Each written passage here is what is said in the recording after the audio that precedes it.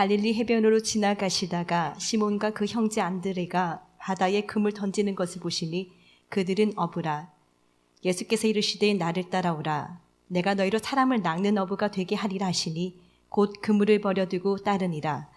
조금 더 가시다가 세베대의 아들 야고보와 그 형제 요한을 보시니 그들도 배에 있어 그물을 깁는데 곧 부르시니 그 아버지 세베대를 품꾼들과 함께 베어 버려두고 예수를 따라가니라. 아멘. 예, 오늘 이 본문을 보면은 주님이 이제 그 제자들을 부르는 장면이 이제 나옵니다. 제자들을 부르는 장면이 나오는데 여기서 우리가 눈여겨봐야 될 게 있어요. 눈여겨봐야 될 게 뭐냐 보니까 마가가 참 많이 사용했던 단어입니다. 본문 이제 가서 다시 한번 보겠습니다. 16절부터 주님이 이제 지나시다가 사람을 부르는데요. 그물을 던지게 됩니다.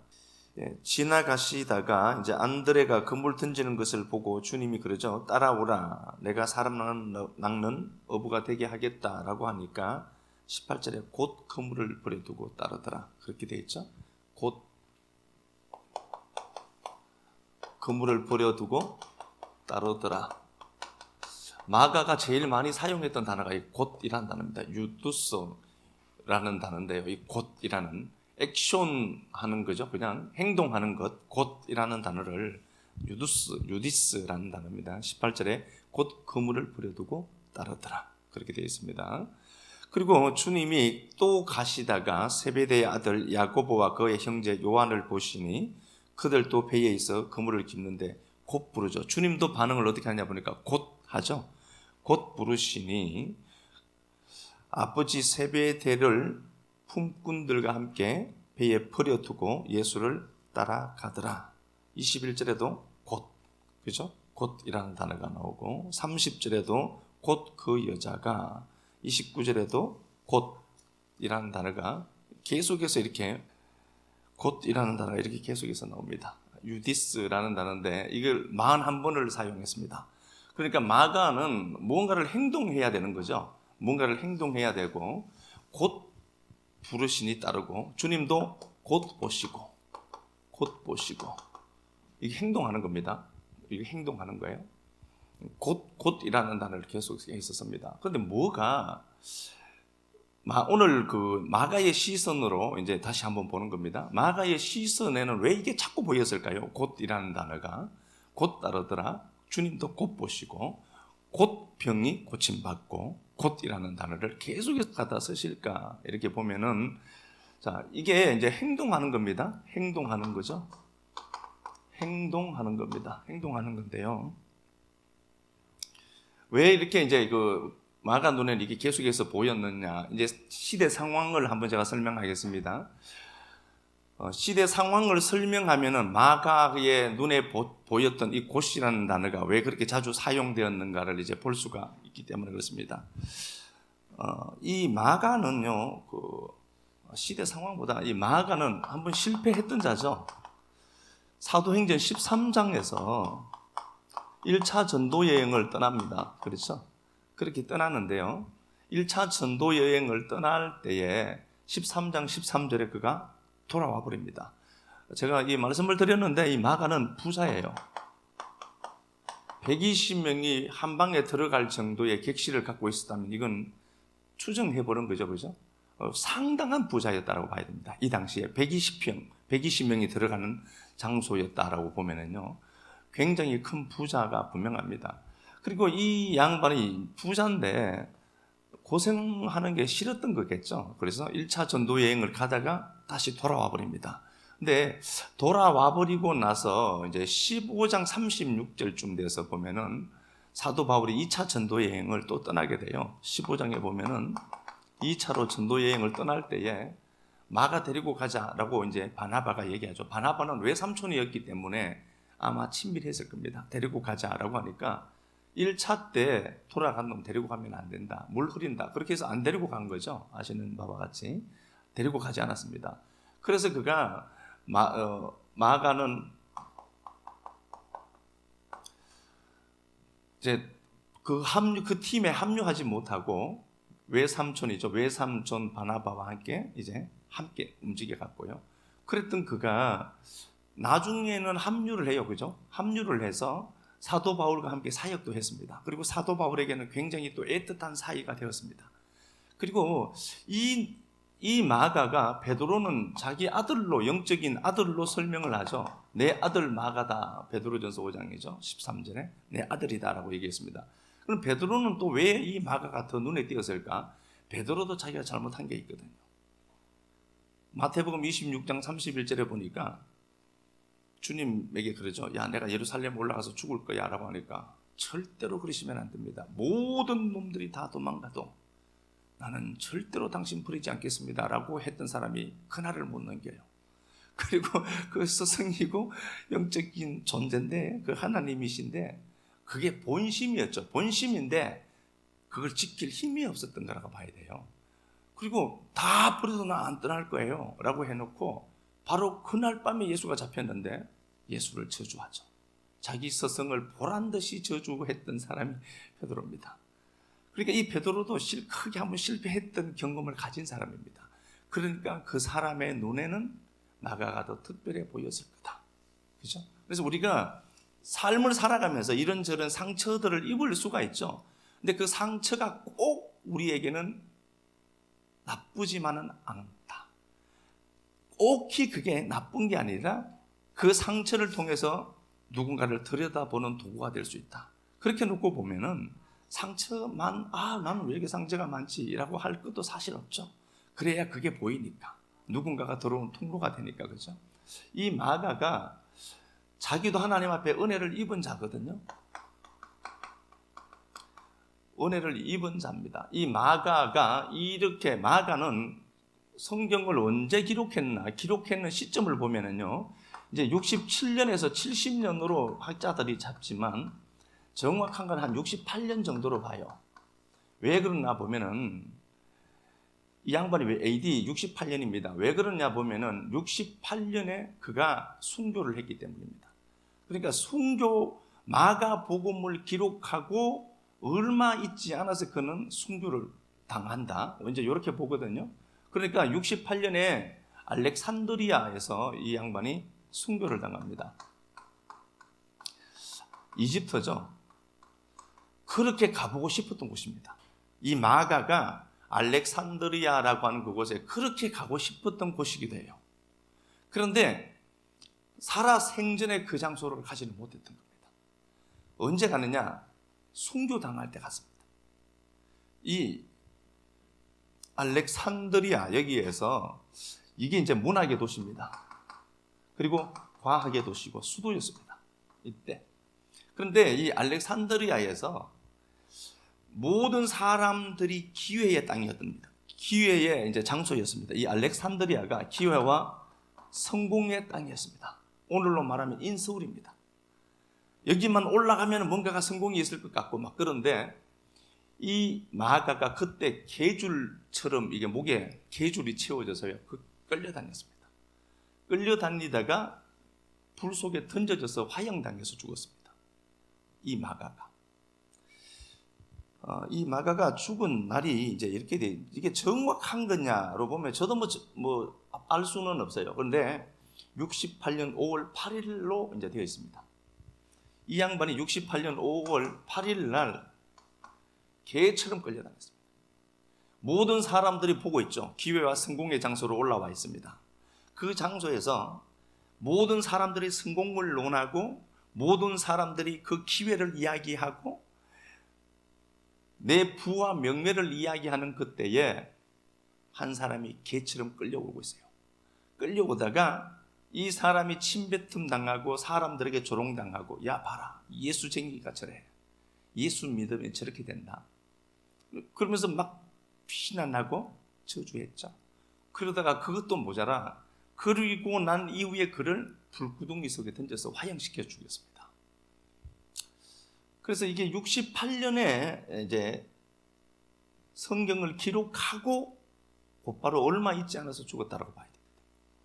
근데 이게 더 중요한 건 왜 그러냐 보니까 그의 스승이었던, 그의 영적인 아버지였던 베드로가 64년에 죽어요. 순교를 해요. 64년에 베드로가 십자가에서 거꾸로 달려서 죽습니다. 뭐 잘 아시죠? 이거 뭐 내가 사랑하는 주님이 십자가에 똑바로 못 박혀 죽었는데 내가 어떻게 그렇게 죽을 수 있나? 나 거꾸로 매달아라. 그래서 이제 죽었다라고 이제 유명한 일하죠, 그죠? 이렇게 얘기하고 있습니다. 베드로가 64년에 죽어요. 그리고 67년에 AD 67년에 사도 바울이 도끼에 찢겨서 순교당합니다. 이런 기가 막힌 상황이 계속해서 이어졌던 겁니다. 그러니까 마가복음을 보면서 물론 이제 시대적인 징계는 있어요. 지금이 이런 때는 아니잖아요, 그죠? 그러니까 이 시대적인 흐름이 있어요. 시대적인 징계는 있는데 우리가 이걸 보고 뭐 두려워하거나 그럴 필요는 없어요. 여기서 우리가 원청자에게 말씀했던 그 마가를 통해서 그 당시의 원청자 로마 교인들이란 말입니다. 이 사람들이 그들은 어떻게 이 복음을 이해하고 들었을까를 한번 들여다보는 거예요. 이렇게 되어 있고 우리가 잘 알죠. AD 64년에 로마 대화제가 있습니다. 네로입니다. 주범이 그 황제인 네로인데 이 네로라고 하는 놈이 자기 궁전이 좁게 보였던 겁니다. 굉장히 좁았는데 대리석 바르고 좁았는데 사람의 욕심인지라 뭐 그렇겠죠. 더 크게 짓고 더 크게 확장하려고 불을 질렀던 겁니다. 그런데 그 이제 비난의 화살이 자기에게 자꾸 와지니까 그 비난의 화살을 돌릴 방책을 찾다가 예수쟁이들이다. 크리스찬들이라고 볼게요, 그죠? 그리스도인들이 그랬다로 이제 하고 공공의 적이 됩니다. 그리스도인들이. 그래서 이때 그리스도인들이 무자비하게 학살당합니다. 엄청난 수가 죽었죠. 짐승의 밥도 되고 막 그렇게 해서 많이 죽었습니다. 심지어는 거기 사람에다가 그 사람의 몸에다가 콜타를 칠해서 여기에 그 당시에 그 기름 심지 같은 거 있죠. 그 용도로 쓰는 거 그걸로 몸에 꽁꽁 이제 매었어요. 제가 이렇게 박혀 있다면 십자가예요. 여기다가 산채로 콜타를 칠하고 붕대로 감아요. 그러다가 그 위에다가 또 콜타를 칠해요. 그러면은 굉장히 고통스럽게 다 죽거든요. 그걸 등불을 삼아서 네로가 술을 마시고 했었어요. 아주 사악한 놈이겠죠. 그렇게 예수쟁이들을 불발키는 하나의 심지처럼 사용하고 그 예수쟁이들에게 죄를 증가시키고 자기는 술 먹고 그랬어요. 이놈이. 그리고 예수쟁이들이 좀 많습니까? 그런데 이 예수쟁이들은 법으로 보호받지도 못했습니다. 그 당시 로마 법이 아주 잘 되었다라고 하는데요. 물론 귀족 중심이었겠지만 잘 되었다라고 하는데 약식 재판에 붙여졌습니다. 그래서 예수쟁이들은 살인 선고를 해도 어디에다가 기댈 때도 사형 선고를 언도해도 기댈 데가 없었어요. 누구 하나라도 그 사람을 변호하려고 나서면은 역적으로 몰리는 겁니다. 그래서 하지도 않았습니다. 그러니까 예수쟁이들은 잡히면 사형을 언도받는 것은 굉장히 쉬운 일입니다. 이런 기가 막힌 상황들에 로마 교회의 성도들은 어땠을 것 같습니까? 내일이 불투명하고 불안하고 혼란스럽고 어떻게 해야 될지 모르죠. 딱 하나 있습니다. 편하게 살기 위해서는 예수를 버리는 겁니다. 예수를 부정하고 예수를 버리면 로마 시민권을 갖고 그 로마의 보호 아래 그는 평안하게 잘 살 수 있습니다. 그 일례로 우리가 마가만 놓고 보더라도 마가는 부자입니다. 이 양반 예수 안 믿었으면 잘 먹고 잘 살 사람입니다. 그런데 재수 없게 예수가 찾아온 겁니다. 그래서 예수를 믿게 되었고 이 양반은 알렉산드리아 모든 사람들이 기회다, 성공이다 라고 하면서 찾아온 그 땅, 기회의 땅에서 개줄에 차여서 질질 끌려다니면서 침뱉음 당하고 그러다 불구덩이 속에 던져서 죽임당합니다. 이때 마가가 썼던 겁니다. 그러면 마가 눈에는 뭐가 보였을까요? 예수께서 곧 부르시니 그들이 건물을 버려두고 곧 따르더라는 그 말 한마디에 무거움은 우리가 이루 형용할 수 없습니다. 어떻게 저들이 불렀는데 부르니까 우리 식으로 보니까 아, 부르니까 그냥 갔네. 결단하고 그 정도가 아닙니다. 부르니까 곧 그들이 그물을 버려두고 세베대의 아들 야고보 요한도 아버지와 그 배를 버려두고 예수를 곧 따르더라 라고 했던 말의 무게는 우리가 상상할 수 없는 말들입니다. 그렇게 따라갔던 그들을 통하여서 복음이 우리에게 유입되었고 우리가 그 복음을 가진 존재들이다.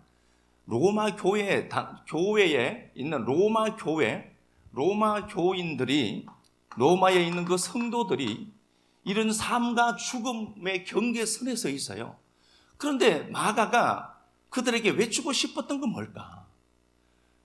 나 지금 행동해야 될 때다. 그럼 뭘 어떻게 행동하라는 거예요? 어떻게 보면은요, 삶은 구체적이에요. 나 지금 돈 없거든요. 나 지금 아프단 말입니다. 삶은 구체적인데 말씀은 너무 추상적인 것처럼 보여요. 믿어라, 기도해라, 하나님이 보호하시고 지켜주신다. 너무 추상적이야. 내 삶은 세미하게 분류도 되고 내가 당하는 고통은 현실은 너무 큰데 하나님의 말씀은 너무 추상적이란 말입니다. 그때 마가는 어떻게 외쳤을까? 이때 이런 자들에게 어떤 외침이 필요했을까? 그래서 마가복음 1장 1절에 보면은 하나님의 아들 예수 그리스도의 복음이라, 유앙겔리온이라는 단어입니다. 유앙겔리온이라는 단어는 일반 평민이 사용할 수 있는 단어가 아니었습니다. 이 당시에 유앙겔리온이라는 이 단어는 황제만 사용했던 단어입니다. 황제가 즉위식을 하거나 로마 황제가 어느 나라를 침략해서 전쟁을 일으켜서 승리하고 올 때 그게 복된 소식이었습니다. 그리고 로마 황제가 백성들을 위해서 좋은 정책을 펼 때 선포되는 그 칙령을 유앙겔리온이라고 했습니다. 그러니까 복된 소식이라고 하는 유앙겔리온은 일반 평민이 사용할 수 있는 단어가 전혀 아니었습니다. 그럼에도 그 기가 막힌 상황 속에서 로마 황제가 최고의 권세를 갖고 있는 그 상황에서 로마 황제만 사용할 수 있는 그 단어를 마가는 감히 자기가 사랑했던 그 예수 그리스도를 수식하는 단어로 갖다 붙여 쓰는 겁니다. 죽음을 각오한 겁니다. 이 단어, 우리가 복음이라고 하는 그 단어는 원래 기독교 용어가 아니었습니다. 세상에서 가장 힘센 사람이 자기의 뜻을 펼치기 위해서 선포하고 칙령을 공포했던 그 단어를 로마가 그렇게 사용했던 그 단어를 마가가 복음으로 가져와서 우리식 단어로 만들어낸 겁니다. 마가가 이 단어를 쓸 때는요, 얘는 목숨 걸었습니다. 그리고 그 예수를 사람들 눈에는 그냥 하나의 잡범처럼 보였을 겁니다. 그리고 예수 그리스도의 제명이 뭐죠? 국사범이에요. 구데타를 일으킨 자, 예수 그리스도를 유대인의 왕이다라고 적죠. 그러니까 로마에 저항했던 하나의 로마 입장에서 보면은 배신자예요. 그냥 그렇게 죽은 겁니다, 예수가. 근데 이 예수 그리스도를 하나님의 아들이라고 합니다. 하나님의 아들, 신의 아들이라는 데우스라는 단어는 하나님으로 이제 우리가 번역해서 사용하는데, 데우스라고 하는 그 하나님의 아들, 하나님, 신이라는 그 단어는 황제만 쓰는 단어입니다. 그래서 황제를 자기를 신이다, 또는 신의 아들이다라고 자기를 일컬었던 단어가 데오스라는 단어, 하나님으로 번역된 단어입니다.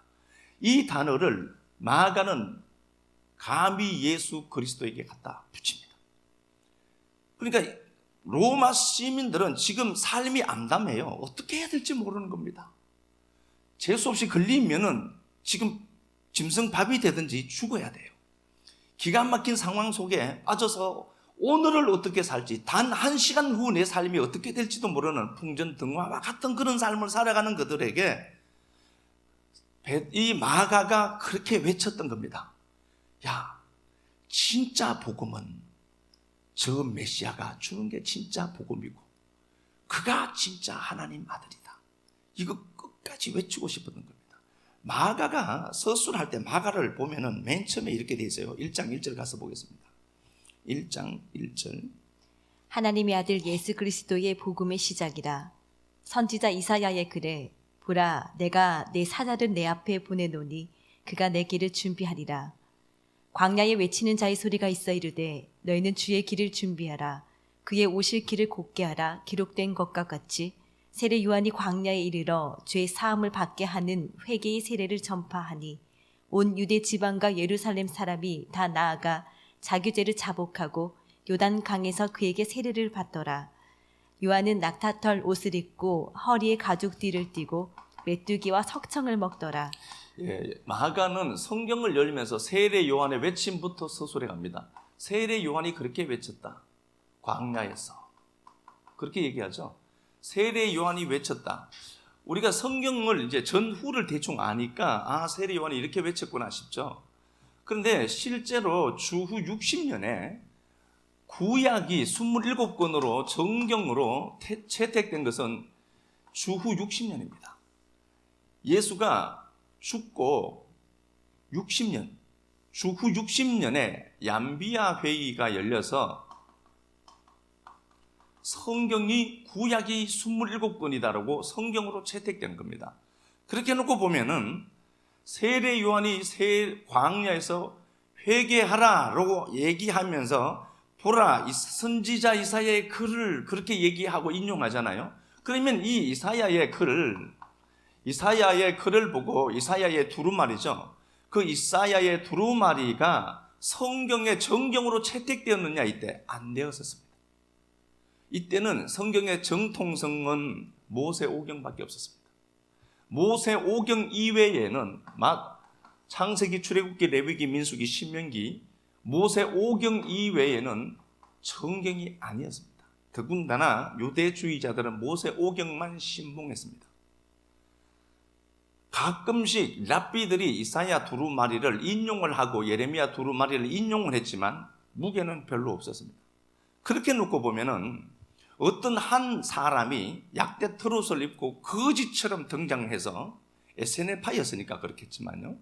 이 한 사람이 광야에서 그냥 낡은 옷 하나 입고 회개하라라고 하면서 이사야 40장 말씀을 인용합니다. 이게 사람들에게 설득력이 있었을까? 아닙니다. 어디 가서 이상한 글 하나 따와서 나불거린다라고 생각했었습니다. 그런데 성경을 보면은 이 세례 요한의 외침에 수많은 사람들이 달려와서 회개를 선포하고 세례를 받고 하나님께 속한 자가 되기 위해서 달려오더라는 소리입니다. 그럼 이제 무엇을 얘기하고 싶었느냐? 마가는 이 세례 요한의 외침을 자기의 외침으로 무엇을 얘기하고 싶었는가? 이 세례 요한은 아무도 믿어주지 않고 그 당시에 정경도 아니었던 이사야 두루마리의 한 구절을 인용했는데 그 말에 하나님이 책임져 주시니까 사람들이 몰려오고 그들이 그 말씀 앞에 순복하더라. 그러면은 우리가 비록 이런 상황을 만났지만 우리가 힘없이 비주류가 되고 아웃사이더가 되지만 우리 말에 책임져 주시는 하나님은 분명히 계시리라는 소리를 그는 외치고 싶었던 겁니다.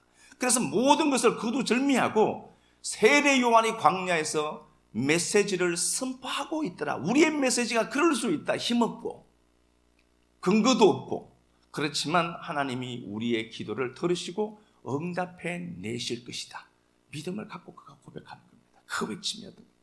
하나님이 어디 계신 것 같습니다. 9절부터 보겠습니다. 1장 9절.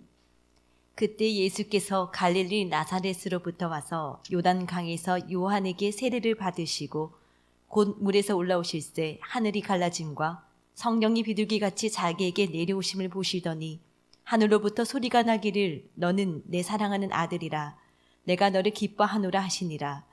성령이 곧 예수를 광야로 몰아내신지라. 광야에서 40일을 계시면서 사탄에게 시험을 받으시며 들짐승과 함께 계시니 천사들이 수종 들더라. 예, 주님이 이 마가를 통해서 우리에게 또 하나를 말씀해주고 설명해주고 싶은 겁니다. 예수가 세례를 받습니다. 우리의 죄를 지시고 죽임 당하시는 장면을 이제 그린 거죠. 그 요단에 빠져 죽임 당하시고 이제 올라오는 장면을 그려내는데, 하늘이 열리고 봐, 이게 내가 사랑하는 아들이다라고 했는데, 그가 정말 사랑받는 구석은 하나도 없는 것처럼 보입니다.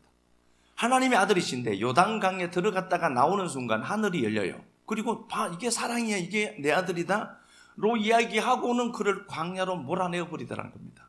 그러면은 마가가 왜 이렇게 급박하게 자꾸 이런 걸 사용할까? 우리가 이 광야 한가운데에 로마에서 비주류로 밀려가는 것처럼 보여도 하나님은 우리를 보시고 이게 내 아들이고 이게 사랑이다를 고백하고 계신단다를 설명하는 겁니다. 우리가 밀려나고 우리가 아프고 힘들어요. 그래서 우리가 하나님, 나 이건 뭡니까 도대체, 나 사랑한다며 이게 뭐냐고요. 하나님, 나는 왜 이래야 되는 겁니까? 라고 하나님 앞에 우리 항변할 수 있습니다. 그러나 하나님 분명히 이 말씀을 통해서 하시는 말씀은 하늘은 열렸고 그게 사랑이고 네가 내 아들이야 라고 고백하고 계신단다. 이걸 로마 교인들에게 이렇게밖에 설명할 수가 없는 거예요.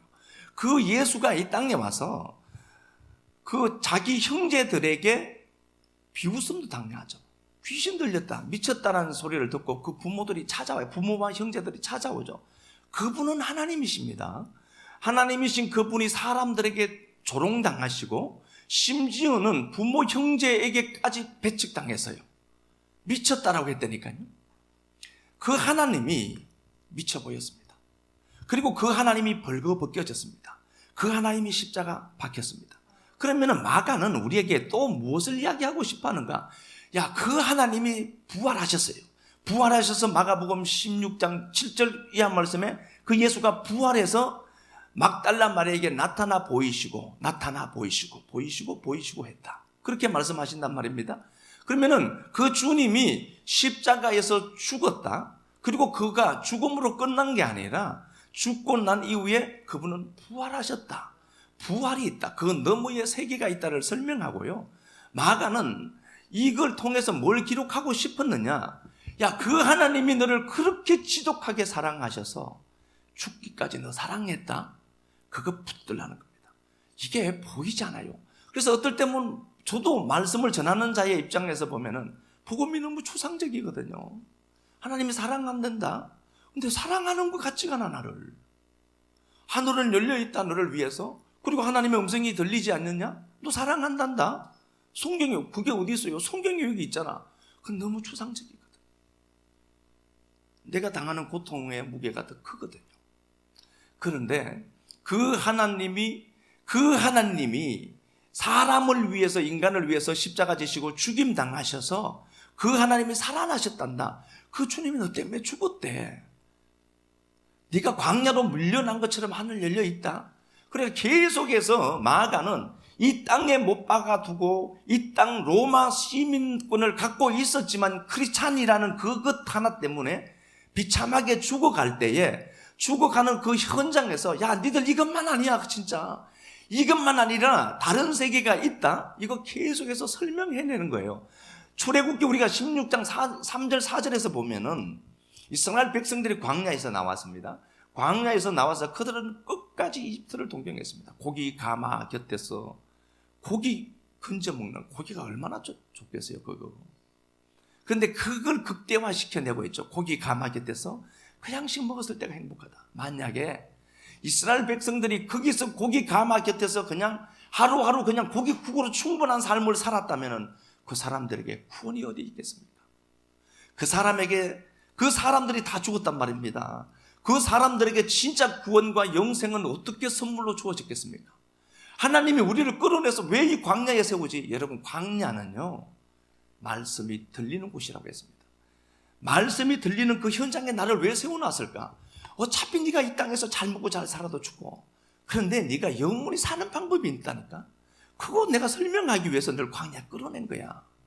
그러니까 우리에게 저항하는 삶은요, 우리의 존재 가치가 어떤가를 설명해내도록 만들어내지, 우리를 잠식해서 우리를 죽이거나 우리를 위협하고 끝까지 우리를 압제하는 도구로 있지 않습니다.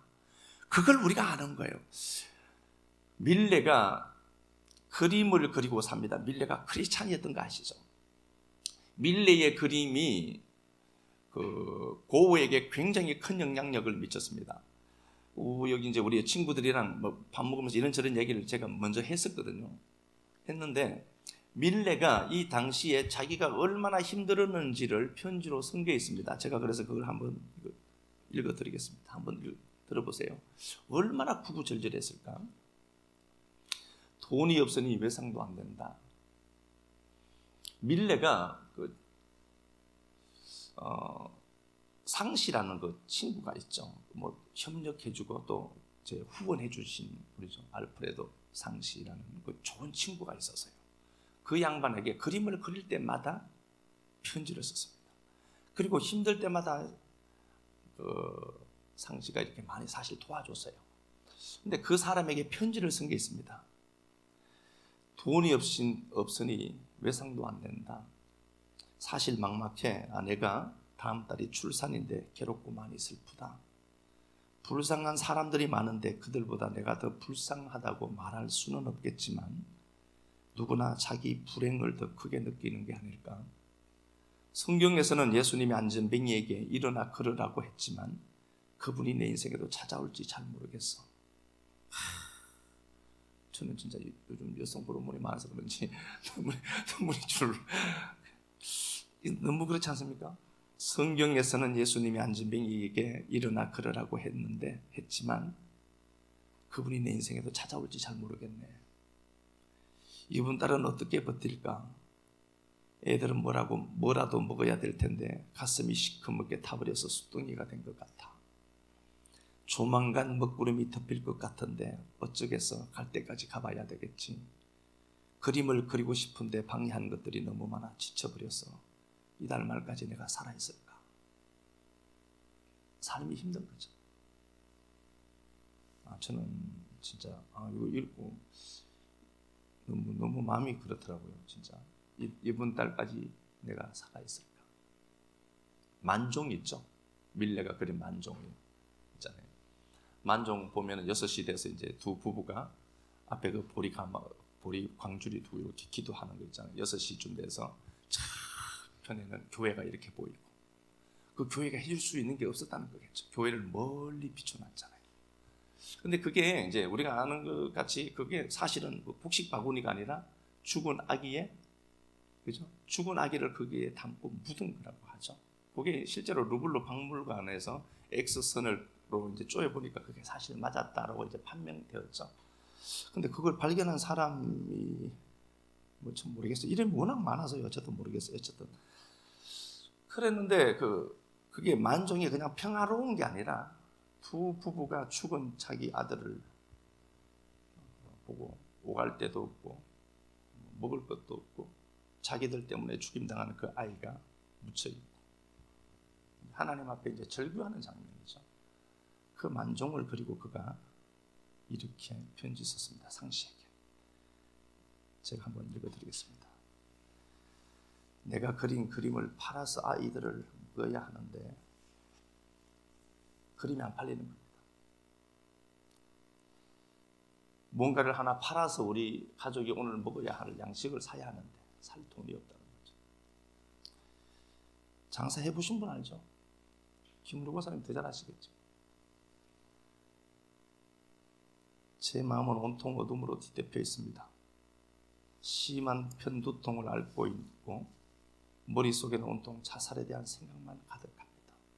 이걸 상시에게 편지를 썼어요. 밀레가. 예수 믿는 밀레가.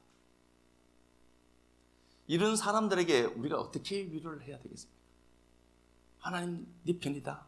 막히겠습니까?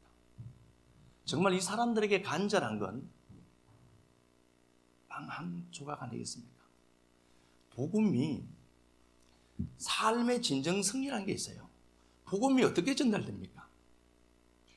말로 전달되는 것 같습니까? 아니죠. 누군가가 배가 고플 때 그 사람에게 빵 한 조각 내밀 수 있는 삶의 진정성이 복음 아닐까? 예수가 내 안에 있다는데 그분이 사랑이라는데 그 사랑이 나를 통해서 너를 사랑하는 걸로 가끔씩 나타나지는 게 진짜 복음 아닐까? 상시에게 편지를 쓰면서 얼마나 걱정을 많이 했는지 편두통 때문에 고통당하고 온통 자살 생각만 하고 있는 밀레. 그리고 이 편지를 쓴 그 이후에 그가 씨 뿌리는 사람이라고 하는 그림을 그립니다. 씨 뿌리는 사람이라고 하는 그 그림을 이렇게 한번 보세요. 인터넷으로 검색해서 놓고 보면 남루한 옷을 입은 사람이 불투명한 내일이에요. 그런데 저쪽 한 귀퉁이에는 이제 해가 떠올라요. 그래, 내 인생에도 봄날 올 거야. 그러면서 그 혹독한 밤에 씨 바구니 들고 씨를 뿌리고 있습니다. 밀레는 자기의 삶이 이대로 끝이 나지 않고 반드시 내 삶에도 눈물을 흘리며 씨를 뿌리면 하나님이 거두게 하실 것이다 를 믿고는 있었습니다. 이 삶이 계속해서 화가들의 삶에 이어졌고 그의 삶이 많은 사람들에게 행복을 주고 지금도 그 그림이 지금 살아있었으면 얼마나 좋았을까 이 밀레 형님. 그런데 그 삶이 힘들고 고통스러웠지만 자기에게 주어진 그 한 귀퉁이를 자기는 끝까지 지키고 사수하면서 그래 내일은 좋아질 거야 희망을 품고 살아갔습니다. 마가가 이런 기가 막힌 상황들을 만난 그 당시 성도들에게 예수쟁이라고 말하면은 당장 죽을 수 있는 그 상황 속에 복음을 이렇게 기록해 가면서 야 성도들아 이것이 끝이 아니다. 니들 눈이 조금만 열려서 로마가 우리를 통치하는 것이 아니라 하나님이 하늘을 열어두고 너를 사랑한단다. 이렇게밖에 말하지는 못하지만 이렇게 외쳤던 이 외침이 세례 요한의 외침처럼 공허해 보일 수는 있었지만 이 복음이 연결되어서 지금 우리에게까지 연결되었고 이 복음이 사실인 것이 우리를 통해서 지금도 증명되고 있다는 것이 복음의 묘미가 너무 행복하다는 거예요. 이게 진짜 복음이구나. 그렇게 이렇게 지켜낸 그 복음이 우리에게 왔고 우리는 그 복음을 이렇게 얘기하고 있는 거구나. 원청자 입장에서 한번 들으시고 내 삶이 이렇게 막 뒤틀리고 짓눌리고 막 그럴 때에 하나님 내가 밀레처럼 그럼에도 불구하고 씨바구니 들고 씨 뿌리고 있겠습니다. 고백해내는 삶. 알베르트 까미 책을 제가 읽었습니다. 페스트라는 책이 500페이지가 넘더라고요. 그런데 지금의 상황과 비슷해서 제가 한번 보았습니다. 이제 알베르트 까미 책을 보고 제가 설명을 좀 하고 복음의 내용을 갖고 있어서 그렇습니다. 하나의 사건을 우리가 어떻게 대하는가를 보면은 그 사람의 영적 수준을 대충 알 수는 있을 것 같습니다. 패스트가 있습니다. 패스트라고 하는 지가 옮기는 패스트라는 상황이 생겼습니다. 근데 그 까미가 이걸 써서 이제 문학상 노벨 문학상도 받고 이제 그렇게 했죠. 여기에 보면 패스트를 바라보는 수많은 인간들의 다양한 시선들이 기록되어 있습니다. 마가의 외침이 계속 우리의 외침이 되었으면 저는 정말 좋겠어요. 우리의 외침이 되자. 그러죠? 패스트라는 상황이 생겼습니다. 까미가 쓴 걸 보면서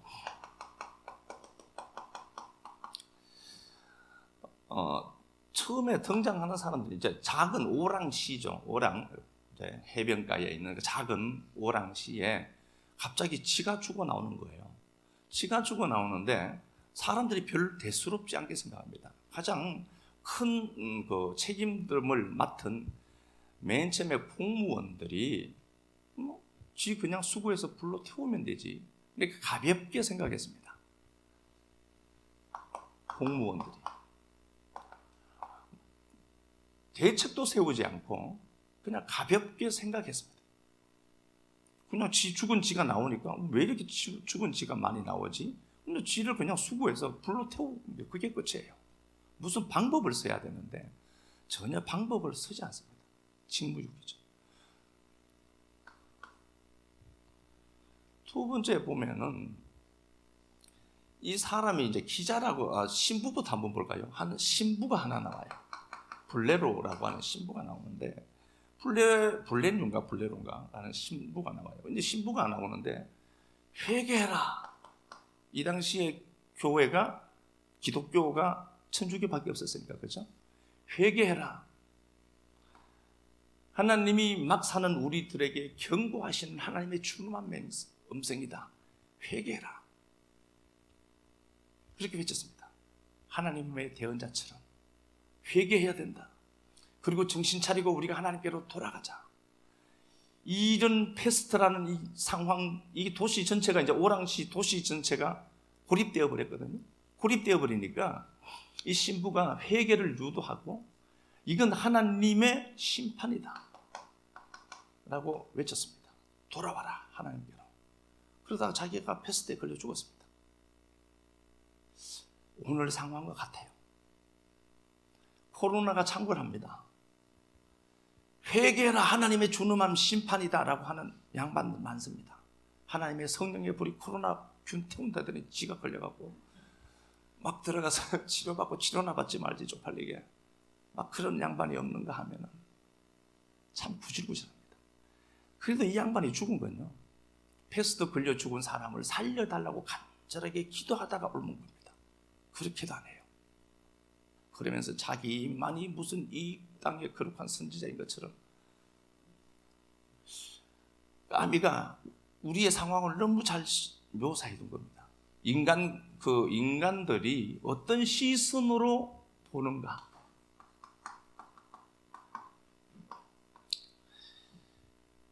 세 번째 인물이 있는데 리유라는 리유라고 하는 의사가 있고, 랑베류라는 사람이 이제 이 양반이 기자예요. 근데 오랑시에 놀러 온 겁니다. 제가 생각나는 대로 그냥 하는데요. 랑베류인데 이 양반이 약혼자가 있었어요. 그러니까 자기가 이 시에 갇힌 거예요. 폐쇄 도시가 그 당시에는 뭐 지금 민주주의 이래서 뭐 백신도 안 맞고 막 그러지만 이때는 그게 없죠. 완전히 갇혔는데 랑베류의 목적은 뭐예요? 약혼자죠. 그래서 자기는 이 도시를 탈출해야 돼요. 그래서 뇌물을 써서라도 탈출해야 돼요. 그럼 뇌물을 써서 이제 다 탈출할 때가 됐습니다. 밀수업자들을 통해서 탈출하게 됐거든요. 그런데 가만히 보니까 의사 리유가 보인 거예요. 제가 이 양반을 얘기하려고 하는 겁니다. 의사 리유가 있는데 이 양반이 그냥 병원 문 열고 계속해서 치료하고 있는 겁니다. 치료약도 그 당시에 잘 없었어요. 그래서 이 랑베뉴가 도망가다가 리유에게 묻습니다. 당신은 왜 이 자리에 있습니까? 왜 죽음이 창궐한 이 장소에서 도망하지 않고 멀쩡할 때 도망가야지 왜 여기 있습니까? 리유가 말하는 게 거창하지 않았습니다. 이게 내 자리니까. 의사는 병을 고쳐주는 사람 아니냐. 그러니까 내가 이 자리를 떠나지 못하는 거다. 나는 거창한 사명 이런 얘기도 없어요. 그냥 의사가 해야 될 일이니까 내가. 내 자리는 이 자리야. 그랬던 겁니다. 그러니까 랑베뉴 기자가 여기서 큰 깨달음을 깨닫습니다. 뭐 큰 깨달음까지는 없죠. 그리고 그가 탈출을 안 해요. 탈출을 안 했는데 기자는 살아요. 제가 한번 읽어보세요. 살고요. 기자는 살아나고 약혼녀가 죽어요. 밖에 있었던 약혼녀가 죽어요. 좋은 건지 나쁜 건지 모르겠습니다. 근데 어쨌든 그렇게 돼요. 끝까지 자기 자리를 지키는 겁니다. 이게 내 자리니까. 세례 요한이 외쳤습니다. 어디죠? 광야에서. 광야가 자기 자리거든요. 로마의 압제가 시작되고 있습니다.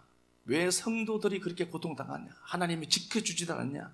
하나님 뭐 하시느냐라고 얘기할 때 내가 지켜야 할 자리가 그 자리인 겁니다. 우리가 이 교회를 지키는 것처럼요. 내가 맡은 그 자리를 지키는 것처럼요. 지키는 겁니다. 여기에 또 보면은요, 노인 타루라는 바람둥이에요. 그런데 정신이 번쩍 든 겁니다. 그래서 의사 리유를 돕기 시작해요. 그러다가 이 양반도 죽어요. 또 하나 제수 코타르라는 사람이 있는데 이 양반이 재판받다가 상황이 어지러워지니까 치안 공백이 생긴 거죠. 그래서 그냥 풀려나왔어요. 풀려나왔으면 이 사람이 어떻게 해야 되느냐? 죄인이요? 죄수가?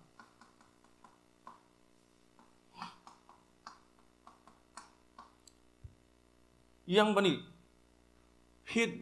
기회죠. 사람 살리는 일에 그래도 투입되면 기회잖아요. 그런데 술 먹고 그렇게 계속 돌아다녔어요. 그리고 패스트가 깨끗하게 이제 정리될 시점에 다시 붙들려서 다시 교도소 가요. 요거 보면서 우리는 어떤 유형 속에 분명히 들어있습니다. 그죠? 어떤 유형 속에 분명히 가깝습니다. 물론 이런 모든 것들이 내 안에 다 있을 수 있고요. 이게 우리니까. 그러면은 이런 상황, 어떤 상황을 만났을 때, 기가 막힌 상황을 만났을 때, 우리는 네 이유처럼 그럼에도 불구하고 그 자리에서 내가 할 수 있는 게 뭘까를 고민해야 되지 않을까? 그렇지 않겠습니까? 랑베뉴, 이 신부, 이 양반, 블레뉴, 이 사람처럼 행동하기는 쉬워요. 회개라. 하나님이 질병을 일으켰다. 너무 쉽죠. 근데 이게 아니라 이런 기가 막힌 상황 속에서도 자기 자리를 지키는데 뭐 그 창한 것도 없어요. 그냥 내가 의사니까 나 이 자리 지켜야 돼. 라고 하는 단순한 논리. 그 논리가 통하더라 패스트를 통하여서 까미가 그걸 노래하고 싶었던 겁니다. 그리고 물론 까미도 물론 죽어요. 일찍 죽더라고요. 이 노벨 문학상 타고 3년 후에 그가 교통사고가 죽었어요. 그런데 이 사람의 외침이 지금까지도 계속 이어지고 있는 이유는 우리는 분명히 인간의 군상들 중 하나 가운데 걸립니다. 우리가 지켜야 될, 제가 계속해서 말씀드린 것은 지켜야 될 자리는 이 자리가 아닐까. 그러니까 로마 시민들이, 로마의 압제 속에 있는 성도들이 고통으로 막 죽어간단 말입니다. 오늘 나와 함께 예배 드렸던 그 자가 내일은 짐승의 밥이 되기도 했단 말입니다. 그럴 때 마가가 왜 자꾸 곧이라는 단어를 했을까? 우리가 해야 될 액션은 딱 하나입니다. 다른 게 아니라 내가 그 자리를 지켜야 되고 주님이 부르시는 부름에 곧 반응하면서 가는 것, 그게 가장 성도의 아름다움이고 그게 우리의 길이라는 겁니다. 이 일을 했을 때 지금은 이런 시대가 아니란 말입니다. 그러니까 이렇게 해갈 때 하나님이 우리들의 삶에 베푸실 놀라운 은혜는 분명히 있겠죠. 그러니까 우리가 이것 한번 해보자. 올한해 더욱더 하나님이 우리를 부른 그 포지션, 그건 내가 지키고 내 자리 지키고 내 직분 지키고 그렇게 해서 하나님의 은혜가 우리를 통해서 더욱더 편만해지는 곳에 내가 그냥 사용되고 하나님 앞에 노래하고 하나님 사랑하는 인생 됐으면 좋겠다. 한번 다짐하는 시간 가졌으면 좋겠습니다. 지금 우리가 성경을 논하고 있는 걸로 보아서 외침이 사실이고 진리였음을 확인합니다. 이 시간에 하나님 당신 앞에 예배할 수 있는 특권 주셔서 감사합니다. 밀레같이 아픈 누군가가 씨 뿌리는 사람을 그리면서 그래 내 인생에 다시 해가 떠오를 거야를 고백했던 것처럼 하나님 기꺼이 우리가 그들에게 지팡이가 되어주고 그들에게 하늘이 열려있고 하나님도 사랑 안 된다는 말을 옮겨낼 때에 그들에게 입체감 있게 증거되고 전달되도록 도와주옵소서. 사랑하는 주님, 성도들이 죽어가고 사자밥이 되고 화형식을 당하고 버림받고 밀려나고 쫓겨나고 고통스러워할 때 로마 성도들은 하나님 어디 계십니까를 고백했지만 그들에게 육신의 안녕을 줄 수 없었던 마가는 그 하나님이 우리를 죽기까지 사랑했댄다 이 말밖에 하지 못했지만 그 잔잔한 그 다급한 외침이 지금 우리에게까지 들려있고 이제 우리가 그 외침을 다시 진술해냅니다. 사랑하는 주님, 이 교회가 하나님의 복음의 나팔수들이 많아지도록 도와주시고 우리의 외침에 또 누군가는 그 외침에 달라붙도록 도와주시고 이제 아버지 하나님 명절을 지납니다.